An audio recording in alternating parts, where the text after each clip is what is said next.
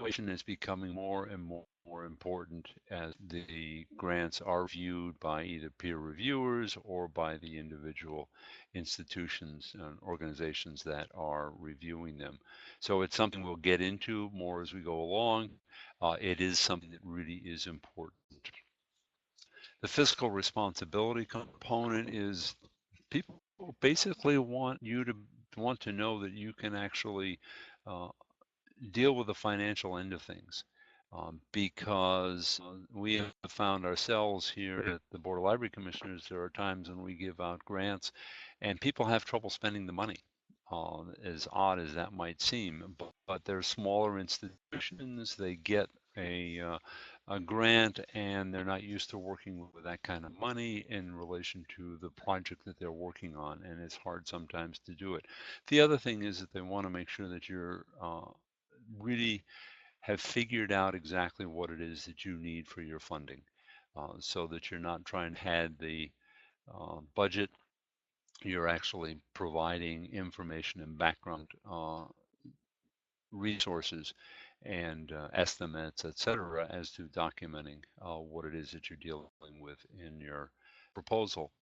And finally, there is a growing trend, particularly if you're dealing with the feds, but also some of the states, in dealing with paperless grant seeking. If you're dealing with the feds, you're going to be dealing with grants.gov, which is better than it used to be, but it's still not the best and easiest of things. So whenever you're dealing, particularly with the paperless grant seeking, what you're going to need to do is plan ahead. And we'll get a little bit to that as we go further. There are, in essence, digital projects, but it could be any project. Public funds, there are private funds, there's a subject approach that you're going to be looking at, and there's a geographic approach, and we'll be dealing with those individually. But before we get to those, there's certain things that you really need to look at, and not all of these. And I'll mention this for the whole presentation today. Not all of these are going to be the kinds of things that you might have yourself or that might actually be appropriate for your organization. But I have them here because they're kinds of things that you can think about in relation to supporting a grant application. One of the big ones is, do you have a long range plan? In other words, have you looked at where you're headed for the next 3 to 5 years? It may not necessarily be something that you want to submit with a grant application, but what it does is it puts everything into context when you're applying for a grant. And it gives you the opportunity to be able to say, all right, this is part of where we're going, and this is where we're thinking of how we're thinking of going there, and we need the funding to be able to do it. Often a fact sheet, a single sheet that has information about your organization is something that you can easily include with a grant application, and it puts everything in context, literally the whole thing. It's the whole picture as to what you are and where you're going. And the same thing applies to a brochure or any brochures that you may have in your organization. Some of these you can do literally on a single sheet of word processed paper with your logo on it. Brochures get a little fancier, obviously, but that kind of information gives the reviewers and the organizations a chance to figure out what you are, where you're headed, what you've done in the past. Um, Not all granting agencies will fund all sorts of different kinds of proposals. So what you need to do to start with is to develop a potential prospect list. These are looking at it in the broad picture. Excuse me. Are these organizations, are these agencies, state agencies or federal agencies, that will fund the kind of project that you're looking for? And this becomes really important. As just as an example, the Pew Charitable Trust, which is down in the Philadelphia area, does a lot of funding for preservation, but it's only in the metropolitan Philadelphia area. There are others across the country, the same sort of thing. There are foundations, particularly, that only fund in certain areas. There are others that fund only certain types of projects. So you're doing your homework, saves you a lot of time and effort and embarrassment potentially if you end up submitting something to an organization or an agency that doesn't even fund anything like what you're looking at. Then you can refine the list. Is it then now are we looking at something that's much more in your state, much more specific to what is the general area that you're looking at? This increases consistently the chances of you getting funded in these areas. And that's the same thing. This last one is really the case, is matching the funder to the need, looking at those agencies, organizations that really fund what you're looking at. And it may mean that you are going to modify your need a little bit because you may not find something that's going to fit what you want. So that it's something to think about. And this is all part of the homework, getting ready and getting your mindset ready to do a grant. There are a number of free funding information, both in libraries, nonprofit resource centers, where you can either go in person or you find the information online. Um, there are also publications and supplementary materials which are useful. Often those are at the resource centers that you can go to look at. And the granting agencies provide fundings themselves. And this is something really important. You look at their prospectus, you look at their annual reports. If you go online, they will tell you the kinds of things that you can look for in relation to what they are going to provide. There are a couple of federal organizations, for example, agencies, who will, if you get it to them early enough, will actually review a draft and then get it back to you in time for you to submit your final proposal. In all of our states, there is a state historic records advisory board, and if you are applying to the National Historic Publications and Records Commission, NHPRC, the state SHRABs will and would like to look at draft proposals long in advance of the actual due date so that they can then provide you with the best information that you can do it in editing and improving your application. And all of the should have a number of different people with different backgrounds. So as a consequence, I'm in a position to look at it from a number of different points of view. So what you want to do to start with is you want to define your project. What exactly? It's not like this is when I was teaching high school years ago, where we had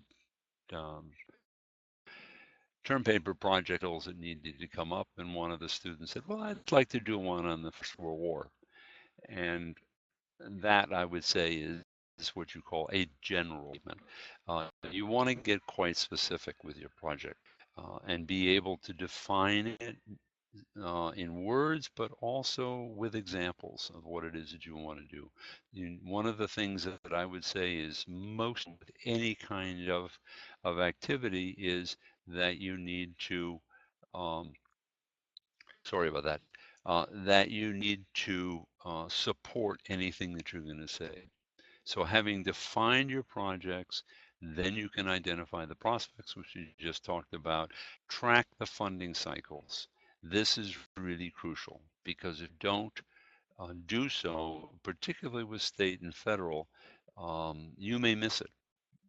There are specific deadlines when these are due, and if you miss by a day, you've missed. We have to wait till the next year. And that's one of the reasons why I said make sure that if you're looking at a federal application, grants.gov, make sure that you get things working ahead of time because there are a lot of requirements and sometimes the system doesn't quite work the way it's supposed to. But make sure that you are tracking the funding cycles. Um, get in touch with the organization, get in touch with the program officers or the contact people that are there and talk to them. Get to know them. Ask them questions. They are there, may not think so, but they're there really to fund you. They want to fund you as long as they have the funding to do it and you come in with a good project. So as a consequence, any contact that you can make with them that really allow you to better your chances and better your application, the better shape you're going to be in the long term. Use the internet to find out any information that you can do and find common ground. As you gather, this is a common theme, making sure that you're in a position to what you're aiming to fund is something that you will be funded by those. Now, there is a geographical approach. Here in here in Massachusetts, there's the Associated Grant Makers of Massachusetts, which is actually in Boston. Um, as I mentioned earlier, the Pew Charitable Trust does only in Philadelphia, so you want to look at that in a geographical point of view. There are often local foundations, literally regional or even community-based foundations. Sometimes they're even family foundations. And you want to look at those from the point of view of, okay, will they fund the kinds of things you're looking for? And what is their funding amount? Often they're smaller in the sense of their amount of money that they have available, but maybe that's what you need for a small project and or a beginning project, because sometimes it's better just to start small. There, as to foundations themselves, their general purpose, they tend to be ones that will fund a wide variety of projects. It just depends on what it is that you want to do and how well you present it. The special purpose foundations really are focused on certain specific areas, and this is the kind of information that comes up in their perspective and their annual reports. There are company-sponsored foundations, places like Target, like Verizon, like AT&T, just as a couple of examples. Getting into the foundations, they often fund Ford Foundation, the Gates Foundation. They all have specific focuses on what it is that they're looking for. Community foundations and family foundations. Family foundations are literally that. They're run by one or two people within the family, and they have that information and um, will work from there. Um, so we talked about a prospect sheet. Check out their annual reports. Read the guidelines closely, and I mean really closely. Go over them several times to make sure what it is that you are that you want to um, get funded, and the way you approach it is appropriate to that particular application. Uh, because there are very definitely some idiosyncrasies, and you want to make sure that you don't get lost. Read the fine print. Don't just say, "Oh yeah, I understand this stuff." Go back and look at it again and again and again. Use the published directories and visit the funder's website. This is something that did not used to be something of really importance. It now does. It gives you a lot of information in regards to the um, the potential funders. So let's look at public and private funding at this point. If we're looking at public funds, that's set by legislation. So each of the states, for example, has Library Services and Technology Act funds that are created at libraries. You have the federal, the NHPRC, the National Endowment for the Humanities, National Endowment for the Arts, National Science Foundation. This is all set by legislation, and there is a known application process. And this is something that you can, one, research online, but you can also talk to the people at the agencies, at the organizations to be able to get that information. There are, as I mentioned earlier, firm deadlines. You need to make sure that you know what those deadlines are, and they are firm. They will provide technical assistance as much as possible in answering questions. If, for example, you don't get funded, they are much more apt, if you call them, tell you why and explain the nuances, and also give you good assistance if they think that this is something that you can reapply at the next grant round, and that gives you a chance to beef up and be, in some cases, be more specific application. And they will say, this is worth reapplying, or this is not worth reapplying, and maybe you need to reconsider. On the other hand, they tend to be much more bureaucratic. There's a lot more reporting in relation to these grants. Your grants become the public record. They're usually lengthier. It's not unusual to have grants of 20 pages or something. The text may be only 7 or 8, 10 pages, but you've got all the attachments, etc., that you need to put in. There are usually more requirements, as I said, more frequent reporting requirements, at least quarterly, sometimes more. And there are specific connects and assurances that are needed whenever you're dealing with the feds. Um, Private funding source. Sometimes if you're dealing with a small project, local funding may be the best way to go. And one place I did not mention is local banks. They often have small trust funds, $300-$500 available maybe, but maybe that's all you need to start with. Private funding will also often allow you to pull funds from a variety of sources. And they're often a better source for a startup. If you haven't done any grant writing before, often it's a good idea to start small, and a local private funding source may be the best way to go. Go in and find out who they are, go in and talk to them, get the information that you need, and hopefully they will work with you as you do it. There are also the less complex proposals.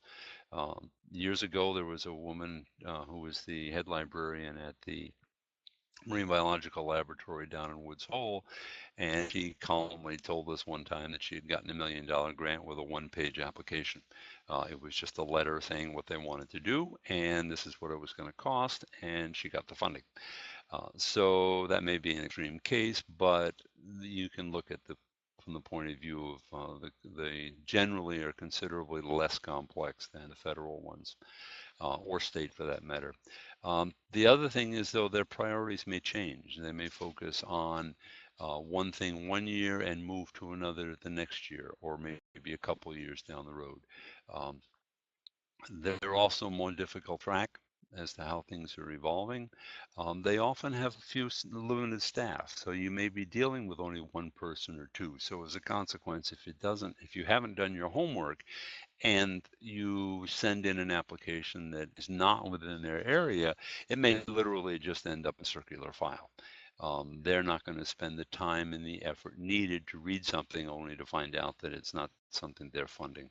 So that's something that you need to be aware of. And if you don't get funded, they may well not explain why. This is as much because of the fact of limited staff, but it's also the way they operate a lot of times. Sometimes they'll explain it if you call them and ask them, but a lot of times just, okay, didn't get funded, come back to us next time or look at something else. I'm going to show you now a number of grant sources. National Endowment for the Humanities. The big thing is on all of these, if you go to the first part of it, if you go to NEH.gov/grants, or even just NEH.gov, you can track things down. The archives for NHPRC, archives.gov, NHPRC, and IMLS.gov, and then you can go to applicants. These are the three main sources of funding from the federal side. They are, on the other hand, also, as I said, significantly more complicated than the other ones. There are others on a general basis. The Foundation Center in New York provides you with a lot of information on grants.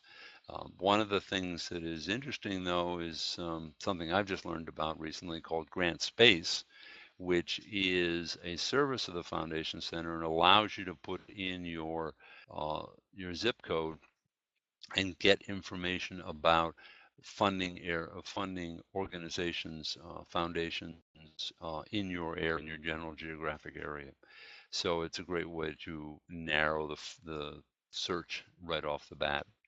And then there's also small foundations, which is looking at smaller. The Foundation Center goes the whole spectrum. but the Foundation Center looks much more specifically at the small foundations that have limited funds, but are the kinds of things that you may well find is something that you want to look at as an overall.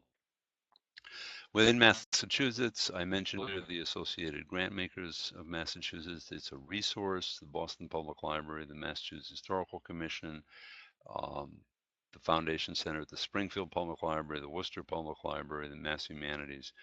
These are all listing Mass Cultural, that should say Mass Cultural Council.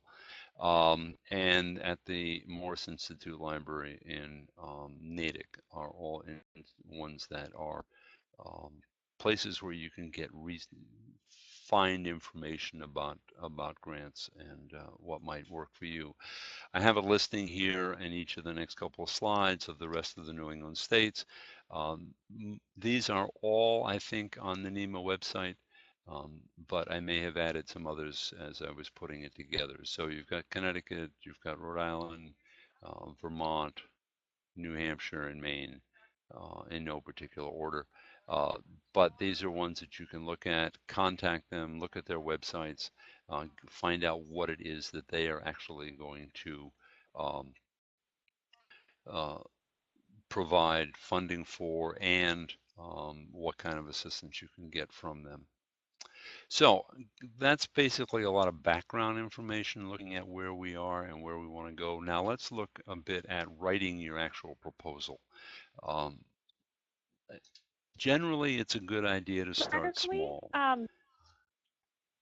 Yes? Yep, Gregor, can we ask you one question? We had one right in, and you are correct. A lot of those funding sources that you listed earlier that you flipped through are available on the NEMA website. They're under resources, so you can click on that one, and there's links to a bunch of different funding sources throughout New England, national ones that fund museums. But we did have a question come in. How have private funding sources been affected by the economy? Are they getting pickier or just shutting down? Would you know the answer to those questions? I don't specifically, but I think that they are getting a little pickier, and it's going to really depend on how their investments are and what they've been doing. I don't know of any specifically that have shut down, but it's a broad spectrum. So as a consequence, there's those, or they may have just said, okay, we're going to hold off for a while. Let's see how the market goes and see if our funds go back up again. So it's the way you're going to find that out specifically is by checking with them more specifically, because otherwise, in a sense, it's a crapshoot and trying to figure out which ones are there and which ones are not. Okay. I'll move on. If you haven't written a grant before, one of the things I think you want to think about is looking at it starting small. Get your feet wet, but don't jump in with both feet and all the way up to your knees or higher. Starting small allows you to focus specifically on it and not get overwhelmed. You can definitely get overwhelmed with some of the larger applications, particularly the federal ones. It's important to set both real and realistic goals when you're writing a proposal. What can you actually accomplish during the grant period? Too many times I've looked at grant proposals that have come in either for NHPRC or LSTA or NEH or IMLS or what have you, and people are basically trying to solve the world's problems in them. And we say, okay, let's take this section and you can work on that section for it. So be realistic about what it is. And particularly if you're small and you haven't had grant experience before, it's a good idea to say, all right, let's be specific about this and be realistic. There are times going the other direction where the granting agency will tell you, we want you to do this in addition. We had a perfect example a number of years ago where one of the applicants wanted to conserve and digitize some volumes. And we said only some of them were going to be digitized, all of them were going to be conserved. And we said, if you come up with a little extra money in matching, we'll come up with an extra amount and get them all digitized in addition to the conservation work done on them. So there is some flexibility sometimes working with the organization and the agencies. Don't I mean, look specifically at the issue of obsolescence. This is something that has become much more important in relation to the electronic realm.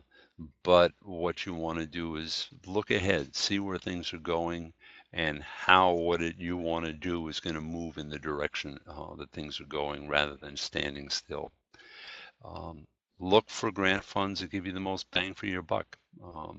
That's really important because you don't want to waste time, effort, and money on trying to do something that you might be able to do something else and get actually more money out of it and more of a benefit for you and the organization.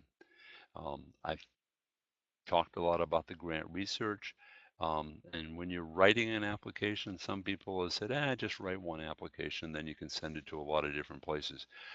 You got a problem with that, and that is that all the funders look for specific things, and you want to write them specifically. It doesn't mean that your core program isn't the same when you're looking at it. But what you do want to do is make sure that what you have there is specific to that funder. And the last thing you want to do is send something to funder X that has funder Y's name in it, which has happened on a number of occasions when people have cut and paste their application and they forget to go back and proof it and end up with the wrong thing that's there. So it's called being careful as you go along.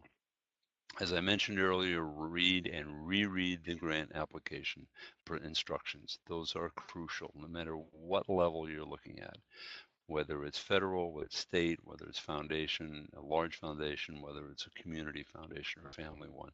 It's always important to really, really read and reread the grant applications. If you've got questions, don't be afraid to ask, whether it's from the funding source, the agency or the foundation, or from others, from colleagues, people who have written successful grants and people who will look at it, and I'll get more into this when we look at the actual writing of the proposal.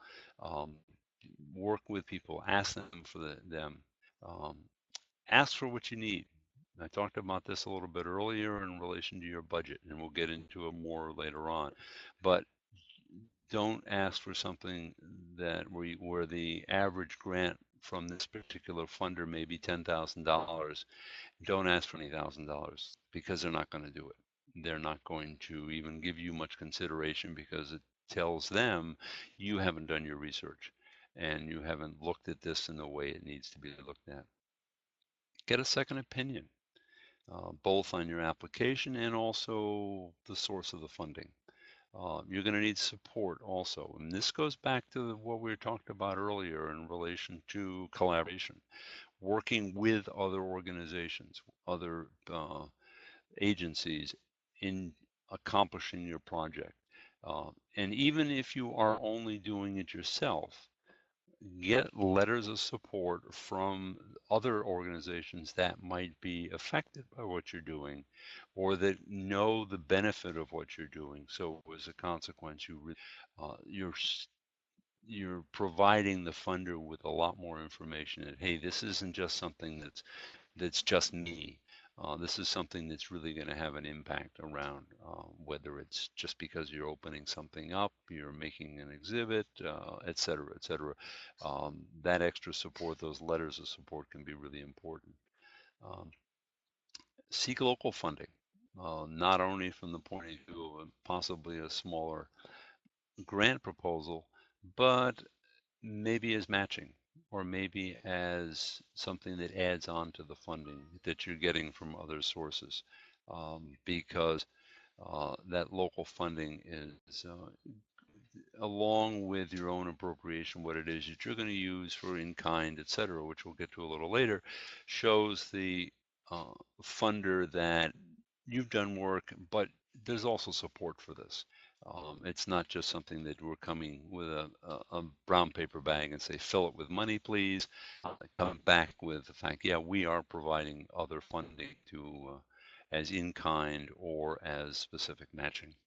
And as I've mentioned before, read the fine print. I think that stays by itself.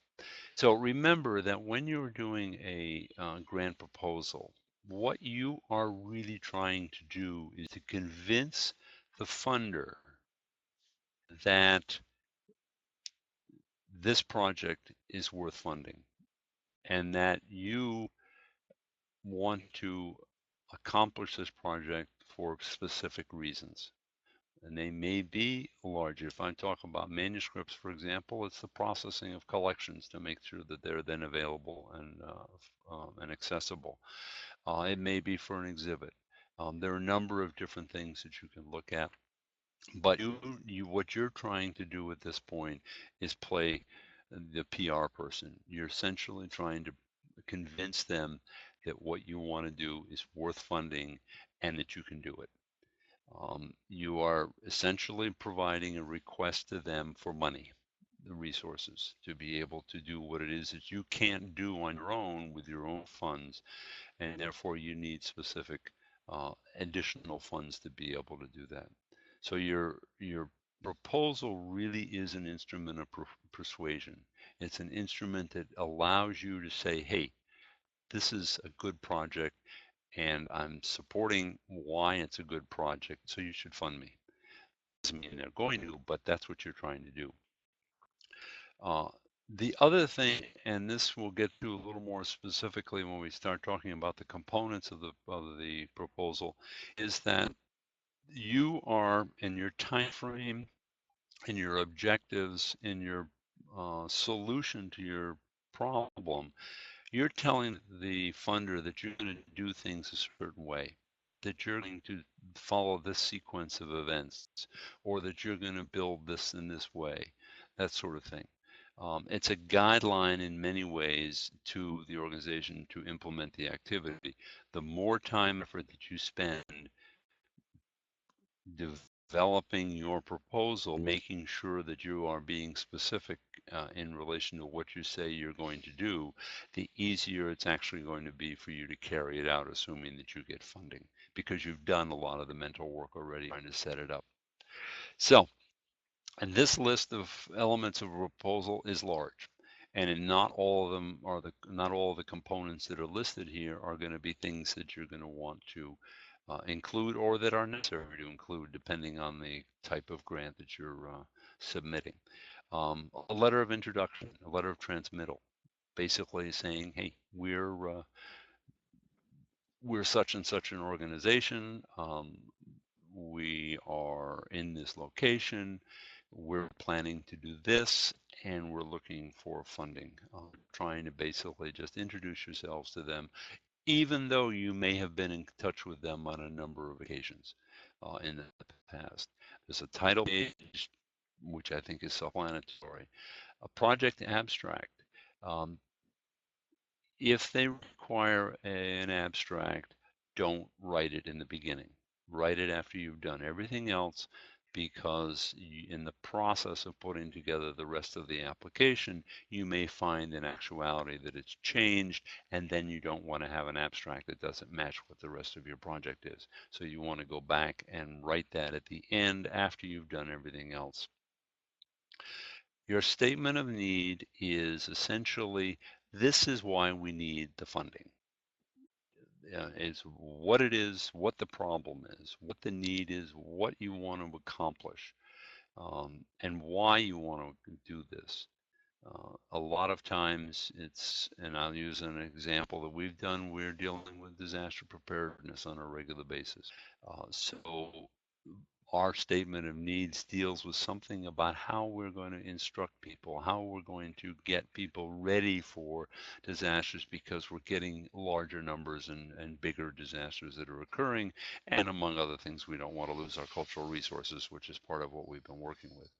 So you want to create a strong statement of need that says, this is a real problem and we need to deal with it one way or another. And it may not be a problem in the sense that you need something to help you out. It's more a question of, in some cases, if you're a museum or a small historical society or a library that wants to do an exhibit or multiple exhibits, we can say the need is, there's a groundswell of information wanted for these particular um,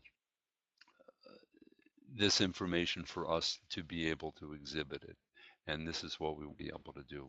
So it's an issue of setting the stage basically for what it is that you want to do. The project design is what I was talking about a little bit earlier, and that is how are you going to actually accomplish what it is? It can be a solution to your problem. It can be the design for how you're going to put together an exhibit. It is basically what you're asking the money for in a long way. Your goals, that's broad, and we're going to get more into that, and your objectives, as we're going to look at these individually as we go through. So you also have your methods. These are also your activities. What are the specific steps that you are going to do time by time? And as I said, this may or may not be included in all your activities. You have a budget and a budget narrative. The budget narrative basically explains the components of the budget that you're asking them for. The management plan is overall how you're going to deal with this.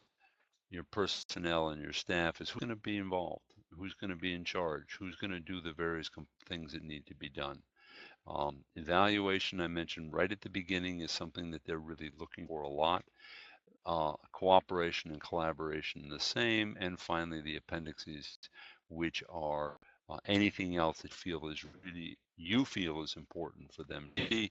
They may or may not look at it, but it's there, and it's since it be in the body of the application, it's a good way to get that information there.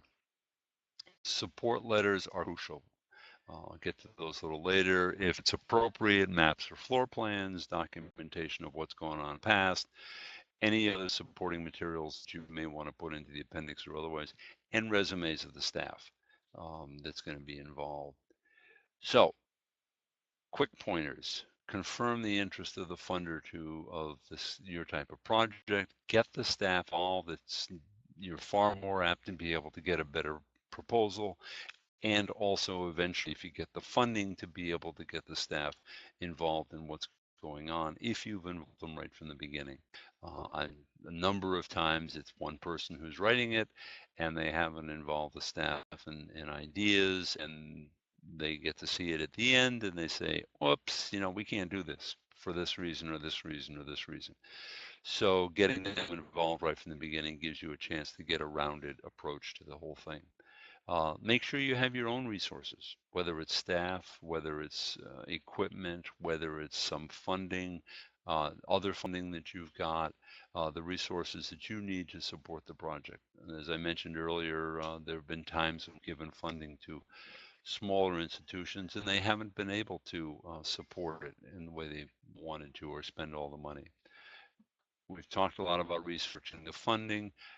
Don't go off on convoluted languages. Make it clear, concise language as to how you're doing it. I have the problem. I'm an historian. I tend to write long sentences, so I really have to be very careful about writing much more concise sentences as I'm doing it. What's your relationship with the funding? The budget is realistic and detailed as you go along, and what kind of publicity are you going to be involved with as you go through the project? So the statement of need of detail, it's the problem or the need.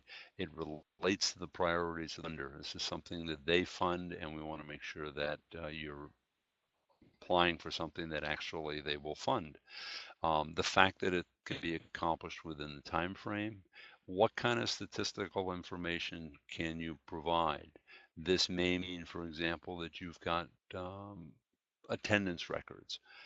For example, if you're a museum, a number of people who come in, um, anything of that sort. Uh, Often it's in terms of the client or the user, it's not you yourself that it is, although there are applications where that's exactly what's going to be happening. Don't put in any unsupported assumptions. In other words, you want to make sure that whatever you're stating has support behind it, because if it doesn't, they're going to catch it. The reviewers are going to catch it, and they're going to go, okay, where'd this come from? Because you want to make sure that you're making a compelling case for them to be able to want to fund you. Now, I mentioned goals are broad and they're blue sky. These are the long-term things that you're trying to accomplish. The grant is probably part of that in the long term. It's statements that are guiding your organization in the direction that you want to go. They relate directly back to the statement of need. A good, strong statement of need can go a long way towards getting an application funded, because you really have to make your case there, as you put it together. Your project plan, your management plan, this basically tells them how you're going to do it and who's going to do it.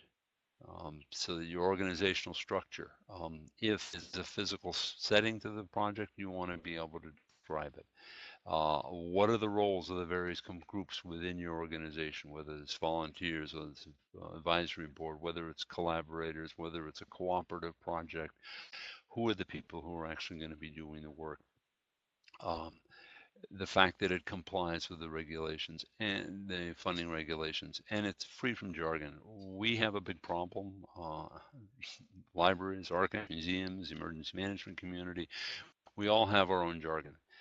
And what you want to make sure is that you minimize that. And part of it's not only because people may not necessarily know what you're referring to, but also certain terms have different meanings within different professions, so that it becomes, you want to make sure that you are saying exactly what you want to say rather than something that is uh, understood a different direction. Outcomes, probably one of the harder things for people to be able to actually do. They're outcome based. They are concrete, and I'm going to give a bunch of examples.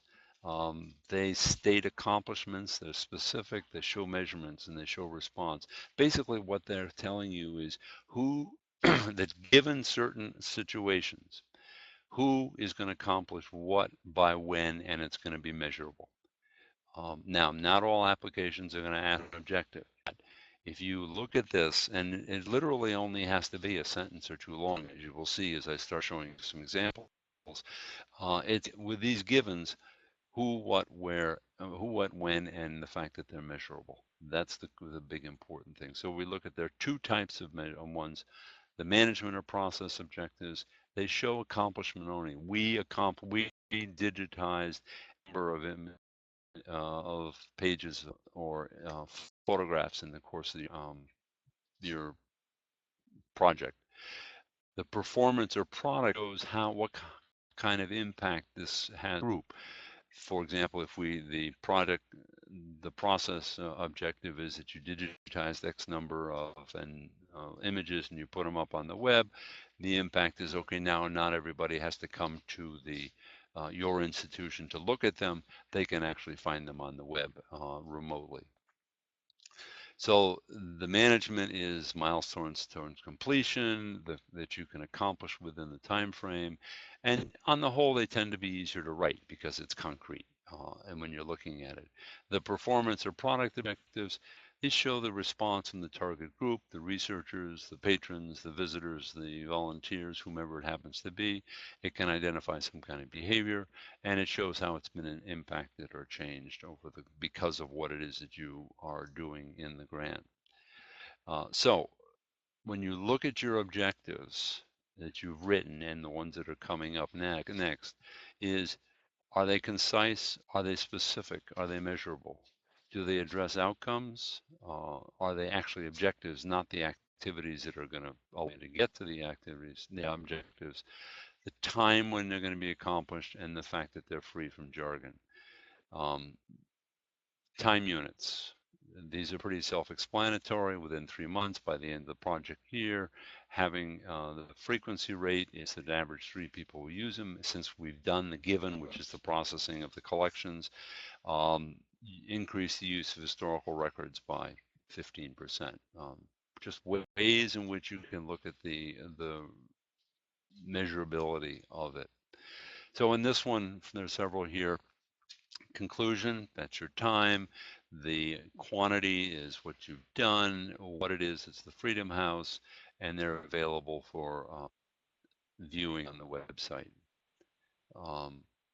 This is an increase of 25% of project hits compared to the people who have actually looked at these materials in the previous year.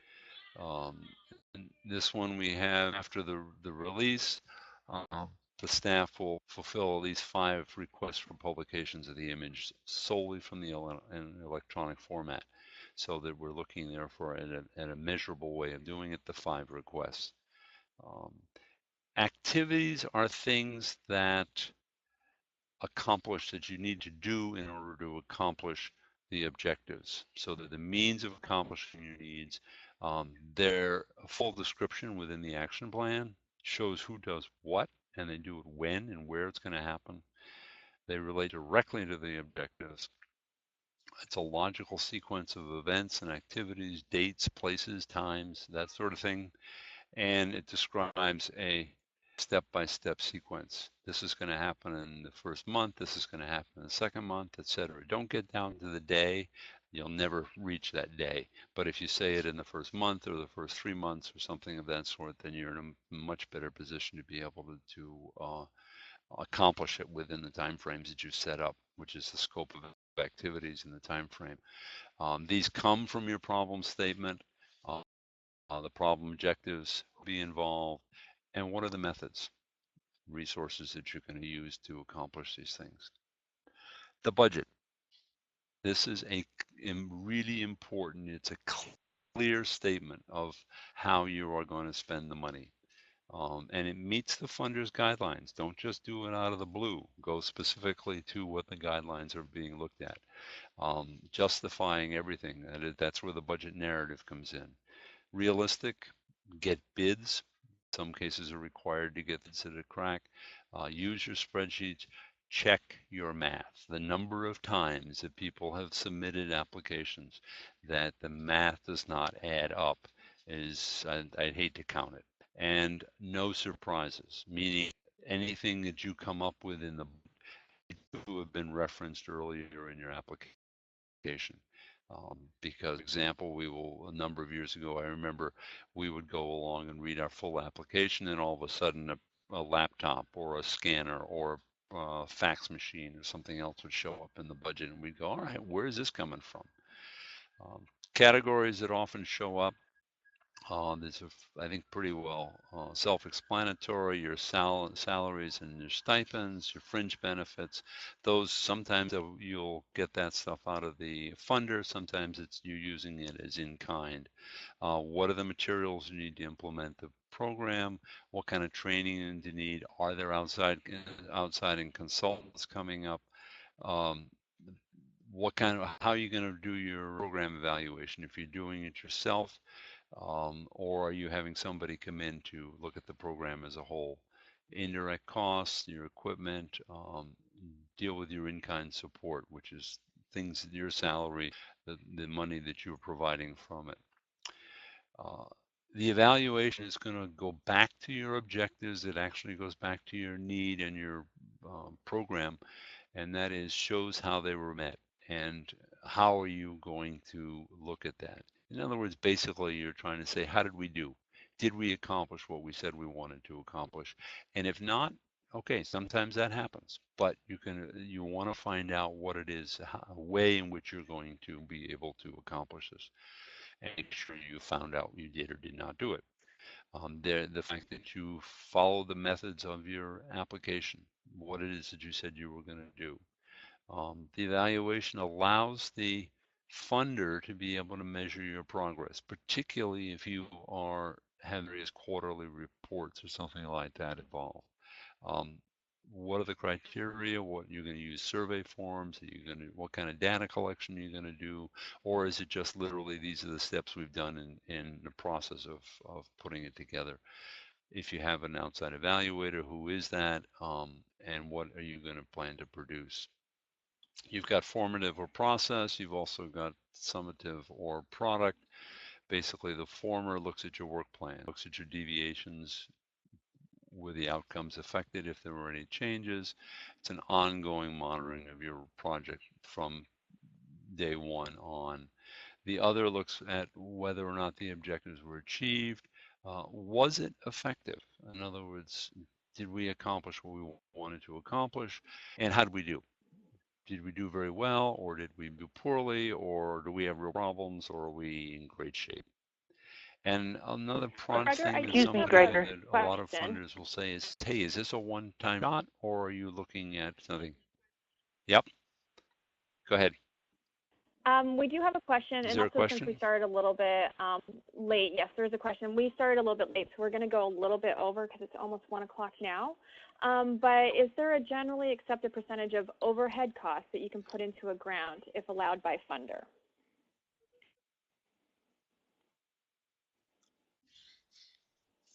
No, to put it bluntly. Sometimes you've got indirect costs, which are determined by usually by the agencies at the federal level anyway. They will say, okay, you can make an application in for that, and they will, based on the information that you've provided, give you a percentage for indirect costs. This is something that usually shows up with academic and state organizations. It's not something that usually shows up for smaller institutions. If you're a large museum, often you apply. If you're doing a lot of federal, you'll apply for that. But the overhead, that's the indirect costs. There's no specific amount, and it really depends on to whom you're requesting funding. On that one, the in kind is another story, and we're going to get to that in a second. What I wanted to mention here on the future of the project is that, are you going ahead? Is this just the beginning of something where you're going to be over continuing digitization over a period of time, for example, or is this a shot deal? Proposal writing schedule. Make one and stick to it. It's really, really important. And start from the due date and move backwards. We had an application due last September. We started working on it in February. It makes it a lot easier for you because you're not rushed to be able to get there. But it also means you can't lollygag along the way. After you've figured out what you want to do, that's when you go looking for your funding and your cost. If you have a hard copy to deliver, make sure you leave enough time so that you can get the copying done necessarily as it goes along. And make sure everybody has that schedule so they're all on the same boat with you. Read successful proposals. Use active verbs. This is something that's not passive. You're out there. Use an outline. I don't know how many of you actually use outlines now, but it's a great way to organize your proposal. I've said it before many times, follow their guidelines. Get an outside reader and somebody who is not necessarily somebody who knows your field. Because if they don't understand it, you got a problem. You've got to revise it so that they will understand it. Submit all your documentation, the match the funder we've done. Sometimes bulleted lists in the application can jump out at people and make it easier to deal with. Make sure you have a strong ending. You don't want it to fade away in someplace. Have an advisory board in the group for the writing it, but also for the carrying out the project. The information here I mentioned on substantive support letters, that's not something that says, I think this is a great project, would you please fund it? Go to somebody who has used your collection. Go to somebody who understands what you're planning to do and can write you a full page letter that has a lot of information that's there. That's what you really want to think about. It's not just something that this is a great project, please fund it. Use a timeline. It helps you organize what it is that you're doing. I said earlier, don't pad your budget. One person may write it with a lot of input, but have a lot of people read it. Sorry about that. Leadership, sell yourself, sell your project. And as I mentioned earlier, write your abstract last. Do your homework.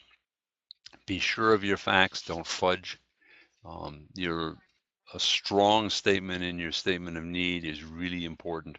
It catches people. You want to get them to draw them into the application. Short sentences, but varied length.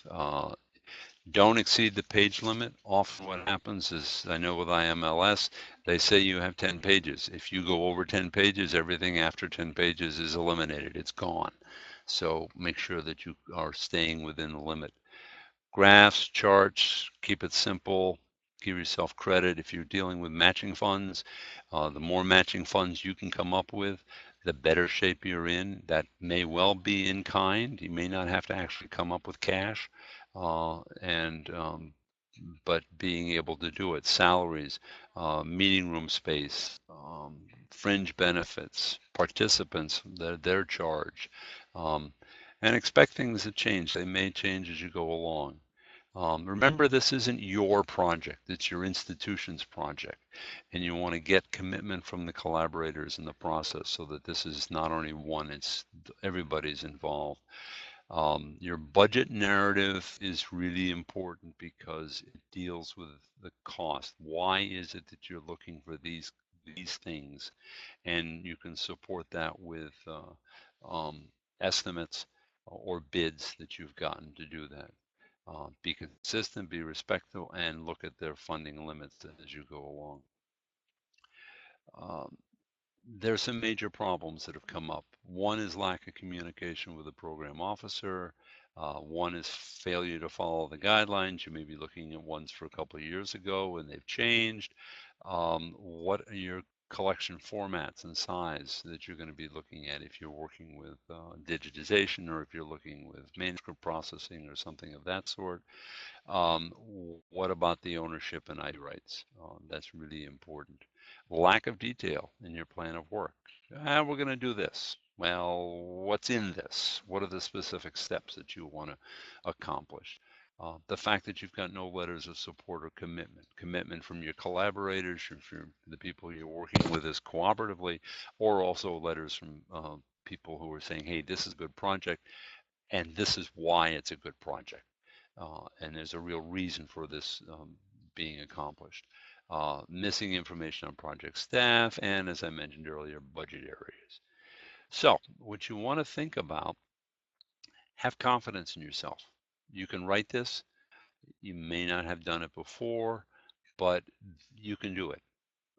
And you just need to sit down, and sometimes the hardest part of this whole thing is just sitting down and putting pen to paper or fingers to keyboard, however you're doing it.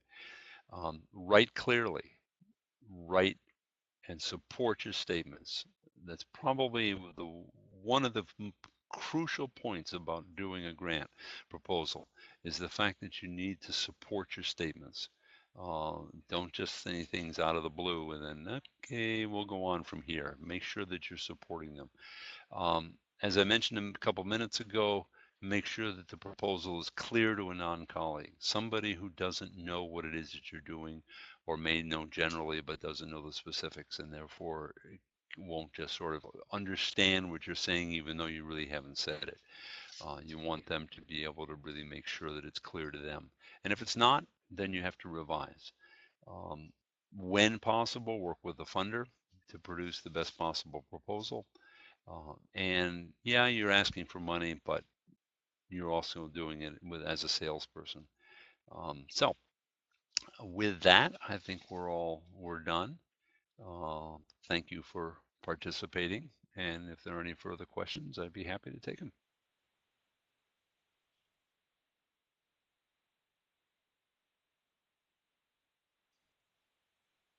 NEMA for me. I think you covered quite a bit, Gregor, so I have a feeling you answered everybody's questions in your presentation. You were very thorough. I'll just put it that way. It's like I learned quite a bit here, and I've taken a grant writing class. So, is there any other questions that anybody has? I know Beryl had a question, but I'm not sure if that would be answered here. And I'd like to add my thanks to Gregor. And I also wanted to let you know, since many of you are clearly interested in development, that we are also offering a membership development and marketing boot camp at Strawberry Bank on June 16th. And I put a link up to more information about that if you're interested. Okay, there is a question. Is there a way to identify grant writers that specialize in a specific area, like historic preservation? I would check if, at least for historic preservation, I'd check with your state historical commission. They probably have information as to people who have written grants in this area. The grant writing areas, the resources that I was talking about earlier, for example, in Massachusetts, the grant writing foundations, et cetera, they will often have information on people who have written grants or who write grants for people. But I would, if it's historic preservation, I would look specifically at your State Historic Records, State Historic Commission. And if they don't have information, they probably will be able to direct you to a place that will have it.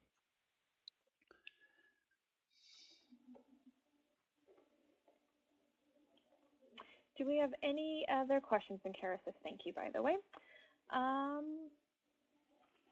Looks like we're done. Gregor, I want you for taking the time to talk about grant writing. Definitely want to, it's a big help for everybody to definitely steps and stuff. My pleasure, and glad I could do it. And I hope everybody got something out of it.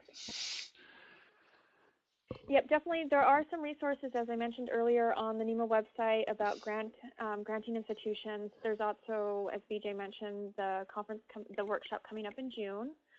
And New England Museums Now, our newly branded journal, will also have some granting resources and stuff like that with grant deadlines coming up. So keep an eye out for that. And we're just getting a bunch of thank yous now, which is awesome. Sounds like a good time to sign off. Thanks, everyone. Thanks, everybody. Thank you. Okay. Bye. Bye now. Bye. Bye.